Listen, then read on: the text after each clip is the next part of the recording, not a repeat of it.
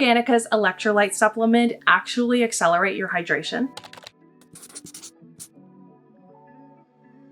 Hi everyone, welcome back to my channel. In today's video, I'm going to be reviewing the very popular electrolyte supplement by Organika, which is growing in popularity because it's available at Costco. So in today's video, I'm going to be reviewing their ingredients, the doses, its cost, and whether I think it's actually a good purchase or something that you should save your money on. I have reviewed Organika's collagen powder before, and I actually do take it still today. So it is a company that I do use personally myself. So you can definitely check that video if you want to learn more about that and Organika, the company itself. And before we begin, hi, my name is Katey. I'm a registered dietitian and certified personal trainer. My goal with this channel is to help you learn more about nutrition, fitness, and wellness so that you can be your best, whatever that looks like. I also love to do product reviews, so if you have any products or topics that you want me to cover, just let me know in the comments below. And with that, let's get started. What are electrolytes? Organika Electrolytes is exactly what it sounds like. It's an electrolyte supplement that is meant to replenish your electrolytes. But what are electrolytes? I feel a lot of people toss this word around, but I don't know if they actually know the true meaning of them. Simply put, electrolytes are essential minerals that hold an electric charge when they are found in a liquid medium. So for example, water or blood. There are many electrolytes, but the main ones would include sodium, potassium, magnesium, chloride, phosphorus, and calcium. The thing about electrolytes is they need to be in the right balance. Everything about our bodies is about balance. We don't want too many and we don't want too few. And our body does a really awesome job at regulating this, particularly thanks to our kidneys. Our kidneys' job is to filter our blood and take in any extra nutrients, so for example electrolytes, and if we have too much, then it will get excreted out of our urine. Now for the average person, we have the correct electrolyte balance. As long as you're eating a nutritious diet, you're getting plenty of water, your electrolytes should be in balance, also known as homeostasis. But there are cases where you may be losing more electrolytes than you're actually taking in through food. This is most often when you are sweating a lot, you are experiencing sickness, so maybe you're vomiting or you're having diarrhea. Really any condition where you're losing a lot of fluids. So in these cases, taking an electrolyte supplement can be a very easy and efficient way to replenish your electrolytes to make sure that you're back in balance. So what is in Organika Electrolytes? The first thing to remember with electrolyte supplements is they're not all the same. Every single product, and I know as a consumer this can be really frustrating, but almost every single electrolyte supplement out there has a very different amount of electrolytes added to them. So it's very important that you read the nutrition label before purchasing one. If we take a look at their nutrition label, we see that the product does have a lot of different electrolytes. It has sodium, calcium, phosphorus, magnesium, and potassium. We also see that it has 5 calories and 0 grams of sugar. As I've taught you by now, if you see 0 grams of sugar and the product is supposed to taste sweet, then what you need to do is go to the ingredient list to see what type of sugar substitute the company is using. And if we take a look at the ingredient list, we see that the product has stevia. And stevia is a natural sweetener that contains 0 calories and 0 sugar. The one thing to keep in mind with electrolyte powders is some are going to have sugar and then some will not. And while it's not mandatory to have sugar in an electrolyte product, there are cases when having a bit of sugar in an electrolyte supplement can actually be beneficial. In times where someone is very dehydrated, making an oral rehydration solution, which includes a combination of sodium, potassium, and glucose or sugar, this can help to increase hydration levels really quickly and efficiently. This isn't to say that if the product doesn't have sugar, it's not going to absorb electrolytes by any stretch of the imagination, but this is oftentimes why you'll notice that some electrolyte powders do have sugar added to it. It's usually to sweeten the product a little bit, but also to improve the uptake of electrolytes. We also see that it has 1 gram of prebiotic fiber salt. To be honest, I know that they're trying to add in something that would be beneficial for gut health, but I'm not really a fan of just randomly adding ingredients in to get consumers to buy it. It's an electrolyte powder, so it doesn't need to have a prebiotic in it. I find a lot of companies are really just adding in these extra ingredients, even though the product doesn't really warrant it. And yes, of course, prebiotics are important for supporting our gut health, but I'm not convinced that this 1 gram of fiber salt is really going to make that much of a difference for you, especially since I wouldn't be recommending you taking an electrolyte powder on the regular anyway, unless you sweat a lot or are losing a lot of fluids. So I don't really see the point in adding this particular ingredient. But anyway, let's take a look at the electrolytes since that's what we're here for. First, we'll take a look at the star of the show, which is sodium. Why is sodium the star of the show? Well, the reason why is because sodium is one of the most abundant electrolytes that is lost through our sweat. followed by potassium, which I'll talk about in a minute. Sodium is the main electrolyte found in our extracellular fluid, so the fluid that's outside of the cell, which means that it hangs out in the fluid that is most often used when we sweat. And we see that the product has 30 milligrams of sodium, which is actually not a lot and very low for an electrolyte supplement. To put things into perspective, most electrolyte supplements have around 200 milligrams to upwards of 1,000 milligrams per serving. So is this too low? Well, it sort of depends. For people that are excessively sweating, let's say you're an avid athlete, you use the sauna regularly, maybe you work in a heavy labor job or you're working outside, really any environment that you're going to be sweating quite a lot, this is definitely not going to be enough to replenish your sodium levels. But for people who are just trying to increase their hydration a little bit, there's a really big trend right now to add a little bit of salt into your water to improve hydration levels. This might be enough for you. I don't recommend generally that people just haphazardly take in a lot of sodium because we do get a lot through our diet and too much sodium can be a problem too. So for people like this could be a good option for you. However, at that point, because it's such a low amount of sodium, you really could just take some water and sprinkle a little bit of salt in it yourself. To put it into perspective, a small dash of salt has around 155 milligrams. So you're actually going to get more if you just throw in a dash of salt yourself rather than buying this electrolyte powder. The next electrolyte we have is potassium. And most people think of bananas when you think of potassium, and that is correct. And it is something that's very important for our bodies. Potassium is an ion that hangs out in the intracellular fluid, so the fluid that's inside of our cells. And just like sodium, potassium plays a very important role in fluid balance as well. And it's also important for muscle contractions. Now, like I mentioned, sodium is the main electrolyte that is lost through sweat, but we do lose some potassium as well. If you want a good example, think of sodium and potassium as being best friends. They like to keep each other balanced inside and out of the cell, and they work really hard to maintain homeostasis or balance. In this product, we see that it has 150 milligrams of potassium, which is a decent amount. The issue is that when we're looking at an electrolyte supplement, it actually should be sodium that is the main ingredient in the higher amount. Again, the reason why you're taking an electrolyte supplement to begin with is because you have a lot of fluid loss. And with that fluid loss comes a loss of mostly sodium and then a bit of potassium. So really the ratio should actually be a higher amount of sodium to potassium. But in this product, we see that it has way more potassium than it does sodium. Now here's where things get a little bit confusing, and hopefully I can help you with this. I'm sure that you have been told by your doctor or your dietitian, or you've learned it in school, that potassium intake is something we need to focus on through our diet. And we also want to limit the amount of sodium that we get through food as well. So it seems like I'm talking backwards here. When we're talking specifically about our diet, so the foods that we're eating, we do not need to focus a lot on sodium because it is found in so many different foods, especially any type of overly processed food, which a lot of people do eat. So usually sodium deficiency is not a concern. However, unfortunately, not a lot of people eat enough vegetables and fruit, which potassium is abundant in. And so for this reason, we often recommend that you focus more on potassium-rich foods and try to limit your sodium intake. But the key thing about this video is that we're not talking about the average person's diet. We're talking about people who are losing a lot of fluids during periods of sweating, vomiting, diarrhea, and so on. So this is not your average individual on a day-to-day basis. Okay, so next we have two electrolytes known as magnesium and phosphorus, and they come in at 60 milligrams and 25 milligrams respectively. Now here's the thing, magnesium and phosphorus are very important electrolytes. Our body uses them for so many different things,